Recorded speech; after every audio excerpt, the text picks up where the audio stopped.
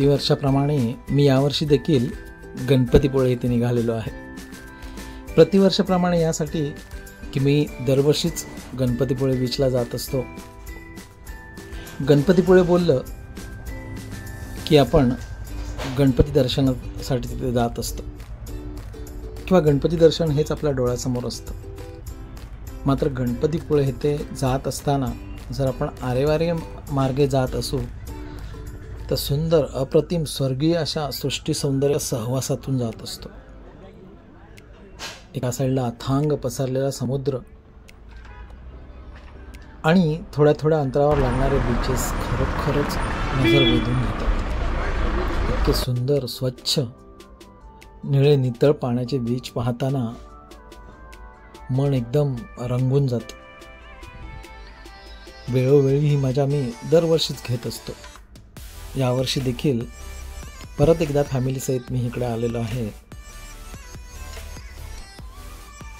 आजूबाजूचं सृष्टी सौंदर्य रिक्षातून पाहत पाहत चाललेलो आहे। खरं तर यावर देखील एक ब्लॉग बनवता येईल, मात्र वेळेअभावी मी तो बनवत नाही आहे। मात्र खरोखरच आपण या सृष्टी सौंदर्याचा आस्वाद इकडे येऊन घेऊ शकता। स्वर्गीय अनुभव असेल तर। मी आधीच बुकिंग केल्याप्रमाणे माझी रूम MTDC मध्ये होती। मी पहिल्यांदाच इथे राहत होतो। याआधी मी इतर हॉटेलमध्ये राहिलेलो होतो, परंतु इथे एंट्री केल्यानंतर जी आतली नैसर्गिक सजावट आहे किंवा वृक्षराजींमध्ये जे ते रूम आहेत, रिसॉर्ट आहेत, खरोखरच बघण्यासारखे आहेत। राहण्याचा मोह अजिबात आवरणार नाही जर इथे आपण फिरलात तर। याच बगीचात आम्ही फिरत फिरत माझ्या रूमचा शोध घेतला आणि तिथे गेलो। पाहतो तर काय, गॅलरीतून अथांग समुद्र नजरेत भरत होता, खुणावत होता, तिकडे बोलवत होता। खरोखरच सुंदर अप्रतिम असा नजारा होता तो। मी जवळपास 7-8 वर्ष इकडे येतोय, मात्र अशा रूममधून हा सी व्ह्यू पाहताना खरोखर एक वेगळं सौंदर्य मला यावर्षी पाहायला मिळालं। गणपतीपुळे बीच हा पूर्वीपेक्षा आता गजबजलेला असतो। खूप सारी लोक या सीझनला इकडे येत असतात, परंतु माझ्या हॉटेलसमोरून दिसणारा जो समुद्रकिनारा होता तो खरोखरच अप्रतिम आणि थोडीशी गर्दी कमी होती। मी संध्याकाळच्या सूर्यास्ताच्या वेळी माझ्या फॅमिलीसहित बीचवर गेलो आणि जे काही नजरेत साठवलं ना ते खरोखरच तसं चित्र मी याआधी फक्त चित्रातून पाहिलेलं होतं। आज ते प्रत्यक्ष अनुभवत होतो। अप्रतिम असा सूर्यास्त नजरेला भिडत होता, मनात उतरत होता, मनावर कुठेतरी ते अविस्मरणीय चित्र कोरत होता। खरोखरच सुंदर बीच। कसं असतं ना, आपल्या जवळ जे असतं तिकडे आपलं दुर्लक्ष असतं। आपल्याला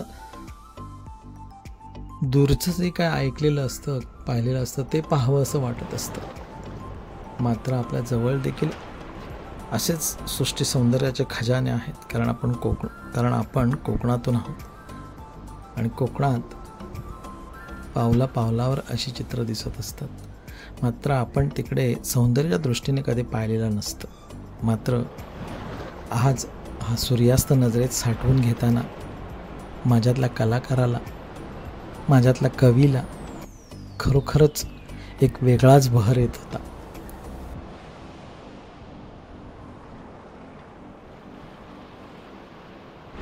कोकण आणि त्यातले समुद्र किनारे खरोखरच पाहण्यासारखे असतात। गणपतीपुळे येथे त्यानिमित्त येणं होत असतं। यावर्षी देखील मी गणपतीपुळे येथे आलेलो आहे आणि गणपतीपुळेचा हा मनमोहक नजारा दरवर्षी वेगवेगळा भासत असतो। इथे वेगवेगळे काही बदल झालेले असतात ना। खरोखरच तासन तास अशा समुद्र किनाऱ्यावर बसून राहावं दुःखांना दूर पाठवावं, सुखांना जवळ घेऊन यावं. हा खेळ खरोखरच एका टेन्शनच्या, एका वेगळ्या नकारात्मक प्रभावाच्या दुनियेपासून लांब घेऊन जाणारा आणि या समुद्राच्या कुशीत, या गणपतीपुळ्याच्या डोंगराच्या कुशीत सुखाचे क्षण देणारा, अनुभव देणारा. नक्की या आपण. असे जे काही अनुभव असतात ना, ते प्रत्यक्ष अनुभवलेले चांगले असतात. अनुभवण्याने त्यातली खरी मजा, त्यातला खरा आनंद मिळतो. म्हणूनच माझी पावलं दरवर्षी मे महिन्यात तिकडे वळत असतात. काहीतरी नवीन शोधण्याच्या बेतात मी येत असतो आणि बरंचसं काही नवीन साठवून घेऊन जात असतो.